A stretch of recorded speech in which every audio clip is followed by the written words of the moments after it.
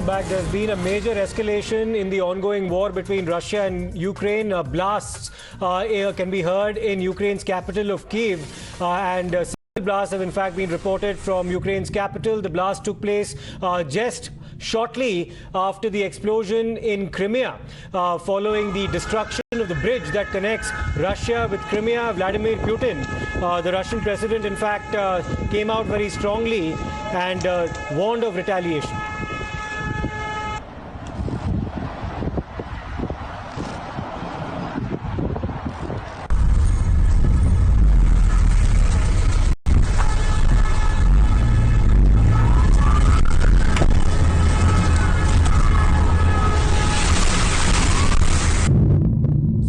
Those are just some visuals from the ongoing attack on the Ukrainian capital. Let me go across to Madhav Das Gopal Krishnan for more updates on this. Madhav, this represents a major escalation. It's the first time since the 26th of June that there's been a direct attack on the Ukrainian capital.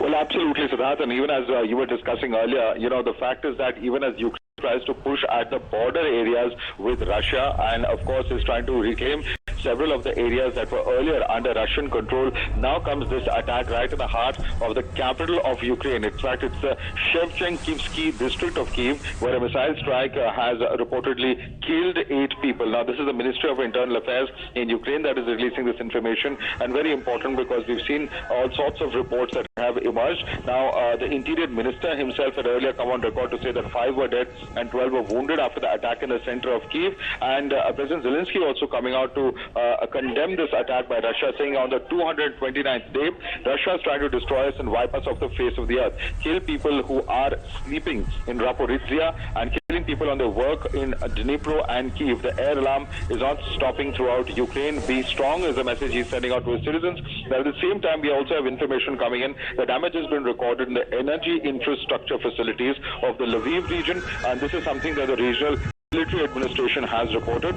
The authorities of the region have urged the residents to stay in shelters. So as you rightly said, this is a massive escalation, and of course one will have to see the fallout of this, whether there will be further pushback by Ukraine as far as Russia is concerned. And clearly, of course, the recent days announcement of Russia that it is annexing certain regions that were part of Ukraine earlier seems to have actually spiraled into an escalation as far as the violence on different fronts is concerned. So not only are we seeing an increased pushback by Ukraine as far as the border areas are concerned, but also now a fresh escalation, as you rightly put it, right in the heart of Kyiv. And of course remains to be seen what further happens from here on in terms of the responses to this strike here in Kyiv. Many thanks for that update, Madhav. This is something that the Russian President Vladimir Putin had himself warned about following the destruction of the bridge that connects Crimea, a part of Ukraine that had been annexed by the Russians in the year 2014, and the rest of Russia, including the major port of Sevastopol, something of great strategic significance to the Russians and the trade of gas in that particular region. We'll slip into a short break. That was Madhav who briefed us about what's exactly happening in the Ukrainian capital now, and it remains to be seen whether or not the situation continues to escalate following a series of blasts that have been heard in the Ukrainian capital, the first such attack on the capital since the 26th of June. We'll slip into a short break.